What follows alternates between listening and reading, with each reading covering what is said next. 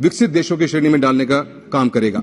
Union budget 2023 एक ऐसा budget है जिसके अंदर युवाओं के ऊपर मैं मेरा फोकस करना चाहूंगा और स्पोर्ट्स पे फोकस करना चाहूंगा। सभापति महोदय, देश के युवाओं को आज जो नेशनल एजुकेशन पॉलिसी आई, उस नेशनल एजुकेशन पॉलिसी की जो एसेंस था, उस एसेंस को बिल्कुल दिमाग में रखते हुए इस बजट के अंदर युवाओं के लिए आगे बात की गई है।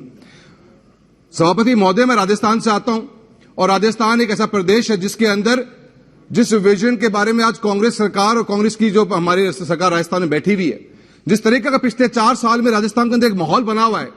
राजस्थान जो बीमारू प्रदेश के रूप में था और बीते हुए 5 साल में 2013 से लेकर 18 तक जब हमारी सरकार थी भारतीय जनता पार्टी की, बीमारू प्रदेश में से बाहर निकालने का कार्य मुख्यमंत्री महोदय ने किया था। पर इन बीते हुए 4 साल के अंदर इस कांग्रेस की सरकार ने राजस्थान को अव्वल नंबर पहुंचाने का काम किया। अव्वल नंबर किस चीज के अंदर? आज भ्रष्टाचार का जो आंकड़ा देखोगे तो राजस्थान नंबर 1 पे पहुंच गया। अगर आज आप बात करोगे करप्शन के तो है ही है, साथ में क्राइम अगेंस्ट वुमेन नंबर 1 पे राजस्थान पहुंच चुका है। आज बेरोजगारी की दर की बात करूंगा तो बीते हुए 4 साल में लगभग 1 नंबर 2 नंबर की पोजीशन के ऊपर राजस्थान रहा और अब आंकड़ा हालत यह है कि 28.3% बेरोजगार घूम रहे रोड के ऊपर। हर दूसरा ग्रेजुएट, 55% पॉपुलेशन ऑफ राजस्थान की जो ग्रेजुएट्स हैं वो बेरोजगार घूम रहे हैं, क्योंकि ये बेरोजगारी और जिस तरह का माहौल बना हुआ है, इन्वेस्टमेंट आएगा तो देश के अंदर रोजगार पैदा होते हैं। बीते हुए समय के अंदर ऐसा माहौल बना, राजस्थान की सरकार मानेसर और जैसलमेर के बीच में घूमती रह गई। पेपर लीक, युवाओं के पास रोजगार नहीं, उसके बावजूद भी बीते हुए 4 साल में मैम 16 से ऊपर पेपर लीक हुए। हजारों की मात्रा में युवा धरने प्रदर्शन में बैठे हुए हैं। और आज हद तो तब हो गई कि पेपर लीक तो छोड़िए, बजट लीक हो गया। आज प्रदेश के मुख्यमंत्री महोदय ने जब बजट पढ़ा तो पिछले साल का बजट पढ़ डाला 8 मिनट तक। 8 मिनट के बाद में समझ में आया कि बजट कौन सा पढ़ना है।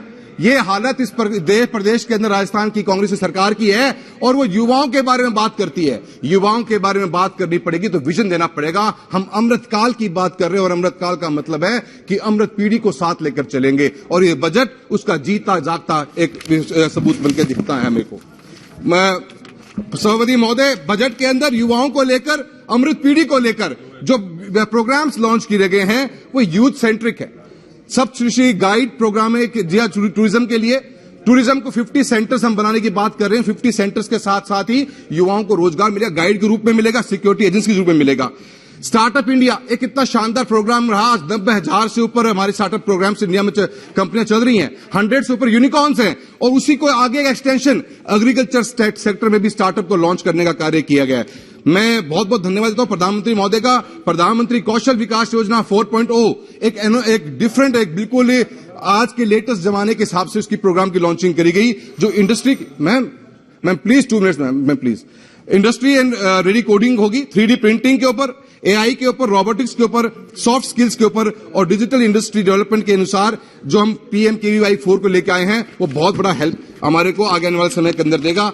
30 स्किल इंडिया इंटरनेशनल सेंटर्स बन रहे हैं। मैं 2 बातें प्लीज कहना चाहूंगा, आप बटन की तरफ हाथ न लगाएं मैम। मेरा रिक्वेस्ट ये है ma'am, unity mall, 1 district 1 product, इतना शानदार प्रोग्राम था। मेरा सरकार से अनुरोध रहेगा कि इस प्रोडक्ट के साथ में जो एक प्रोडक्ट हम लेकर चल रहे हैं डिस्ट्रिक्ट के ऊपर, उसकी भी स्किल ट्रेनिंग सेंटर एक डिस्ट्रिक्ट में खुले, ताकि यूनिटी मॉल के तहत हम पूरे स्टेट का अपना आर्ट एंड कल्चर को आगे बढ़ा सकते हैं। मैं आपका एक मार्फत से बात ध्यान देना चाहता हूं स्पोर्ट्स की तरफ। स्पोर्ट्स का बजट बहुत शानदार दिया गया है। Yoga day, fit India movement, खेलो इंडिया प्रोग्राम, वो ऐसे प्रोग्राम है जिन्होंने हिंदुस्तान के आने वाले यूथ का सब कुछ बदलने का कार्य करेगा। खेलो इंडिया के तहत मेरे चूरू के अंदर एक वर्ल्ड क्लास सिंथेटिक ट्रैक बना हुआ है। मैं आपसे निवेदन करना चाहूंगा और मंत्री महोदय से निवेदन करना चाहूंगा कि इस खेलो इंडिया सेंटर के अंदर 7.5 करोड़ से वर्ल्ड क्लास सिंथेटिक ट्रैक मेरे चूरू कॉन्स्टिट्यूंसी में है। उसी के अंदर अगर आप साई एक्सलेंस सेंटर खोलने का काम करेंगे तो उससे खिलाड़ियों को बहुत बड़ा फायदा मिलेगा। मैम, कुछ बातें ऐसी हैं, बजट बढ़ा जरूर है, पर हम एक चीज मैं महसूस करता हूं युवा होने के नाते कि हमारे पास में कंट्री के अंदर एक पोर्टल की व्यवस्था जरूर होनी चाहिए। अभी हाल ही में कुछ दिन पहले एक परमजीत नाम के व्यक्ति का, जो हॉकी का इंटरनेशनल लेवल का प्लेयर था, वो लेबर का वर्क करते हुए पंजाब में मिले। ऐसे बच्चों का जो हमारे देश के लिए मेडल्स लेके आते हैं, मैम सिर्फ लास्ट 1 मिनट मैम, उन बच्चों के लिए पोर्टल की व्यवस्था की जाए। मैम लास्ट में रेलवे के लिए एक लाइन प्लीज बोलने दीजिए।